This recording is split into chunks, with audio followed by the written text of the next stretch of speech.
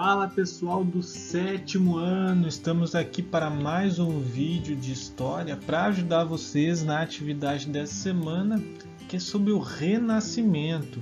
Renascimento, como visto na aula passada, foi um movimento no campo das ideias e da cultura, que modificou algumas coisas que as pessoas acreditavam durante a Idade Média.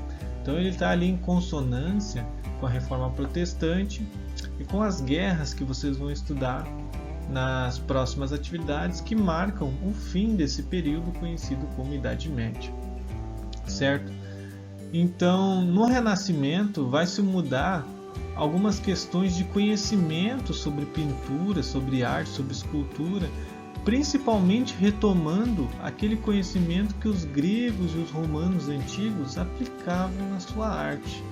A Idade Média, no sentido da arte, da pintura e da escultura, ela regrediu um pouco. As pinturas da Idade Média são menos complexas, utilizam menos elementos do que as pinturas dos gregos e as esculturas dos gregos antigos, certo? Então, durante o Renascimento, com a ajuda também da melhora da economia, da maior troca por causa do comércio que aumentou, esses conhecimentos vão se espalhar e vão começar a ser aplicados no campo da ciência e da arte, principalmente novos conhecimentos sobre a matemática que vão ser aplicados na arte. Se você acha que arte e matemática não tem nada a ver, você está redondamente enganado. E é isso que os renascentistas vão provar para você. Porém, os renascentistas trabalharam para todos aqueles atores da época, ali, principalmente a Igreja Católica e os burgueses e os nobres, fazendo pinturas deles, esculturas, pintando por dentro de igrejas, enfim, toda a oportunidade que eles tinham para ganhar dinheiro, para ganhar algum prestígio com a arte, eles vão aproveitar para colocar essas habilidades em prática, e principalmente o Renascimento será muito forte numa região que estava aproveitando muito esse novo momento do comércio na Europa, que é onde hoje é a Itália.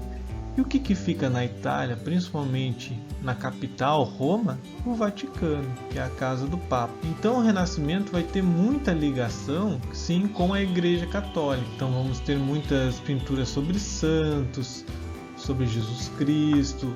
A Última Ceia, por exemplo, aquela pintura famosa que tem Jesus sentado numa mesa com todos os apóstolos na sua volta, é uma pintura do Renascimento, no período do Renascimento.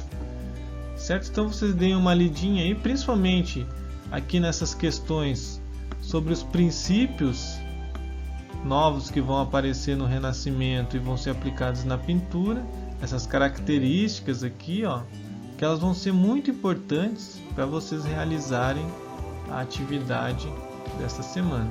E é a seguinte, vocês vão analisar esta pintura do Sandro Botticelli, que foi um renascentista. Essa pintura foi elaborada entre 1481 e 1482 e o nome dela é As Tentações de Cristo, ou seja, ela tem uma temática já cristã, ligada à Igreja Católica. Então vocês vão analisar essa pintura, vão comparar essa pintura com as características que eu falei lá do Renascimento no texto e vão apontar quais das características aparecem nessa pintura. Adiantando para vocês, todas elas aparecem em determinado momento.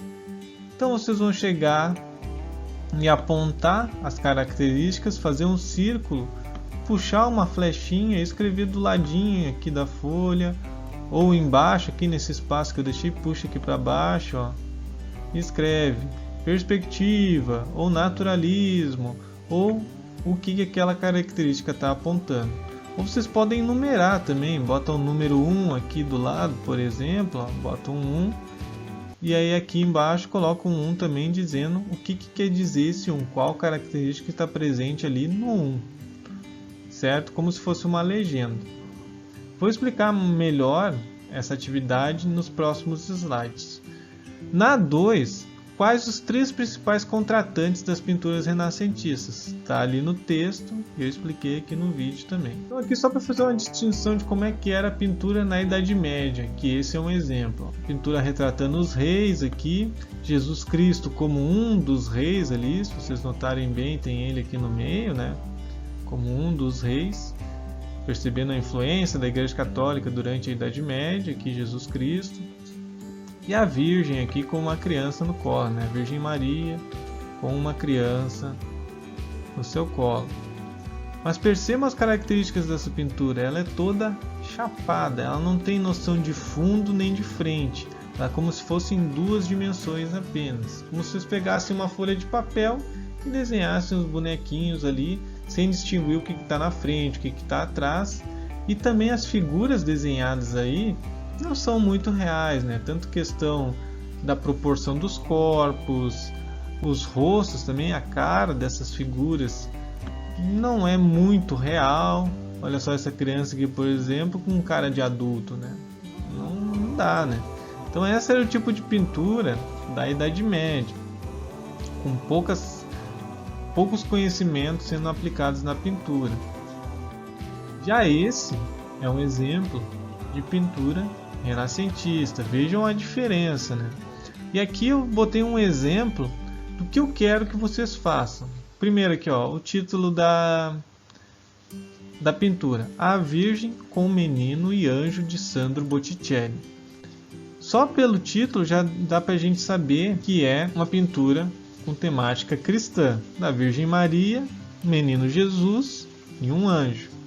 Ou seja, já tem a ver com o naturalismo. Aqui, ó, a perspectiva, fundo com as guirlandas e a construção, e a parte da frente com as pessoas. Ou seja, dá para ver o pintor utilizando questões de matemática, de perspectiva. Ele criou tanto uma noção de que há alguma coisa desenhada lá no fundo e que há alguma coisa desenhada mais à frente, ou seja, uma sensação de distância, como se fosse um desenho em 3 dimensões. Então vocês veem que lá no fundo tem aqui, ó, tem as guirlandas na volta, né? E tem também um prédio aqui no fundo. E na frente de tudo isso estão essas pessoas aqui, né? A Virgem Maria, Jesus e o anjo, né? Também outra característica, o realismo, né? Os corpos são muito bem desenhados, com as proporções corretas. Tudo isso também vem de uma prática de eles usarem modelos para desenhar. Então eles sentavam pessoas lá por um grande período de tempo para que eles desenhassem exatamente o corpo humano nas proporções corretas, não aqueles desenhos meio irreais assim da época da Idade Média. E as partes claras e escuras, luz e sombra, para dar contraste, né? Então aqui, ó, tu tem uma parte mais clara aqui, que é nessa do chão aqui, e tu tem uma parte mais escura, que é na roupa que a Virgem Maria está usando, essa túnica aqui, né, azul. Isso dá uma sensação justamente dessa de perspectiva, auxilia, né, porque a parte mais clara aparece como mais do fundo e a parte mais escura destaca mais à frente. Tudo isso para dar um maior, como eu disse para vocês, já um maior realismo na pintura. Então é isso que eu quero que vocês façam na atividade número 1 ali com a pintura. Circula a parte que você acha que apresenta aquela característica dita no texto, puxa um rabinho aqui e escreve. Se é o realismo, se é o naturalismo, se é a perspectiva, a qual daquelas características representa a imagem. E como eu disse, repito, todas elas aparecem na pintura ali que está na atividade de vocês, certo? É isso, qualquer dúvida me chama no WhatsApp que eu ajudo vocês e até mais.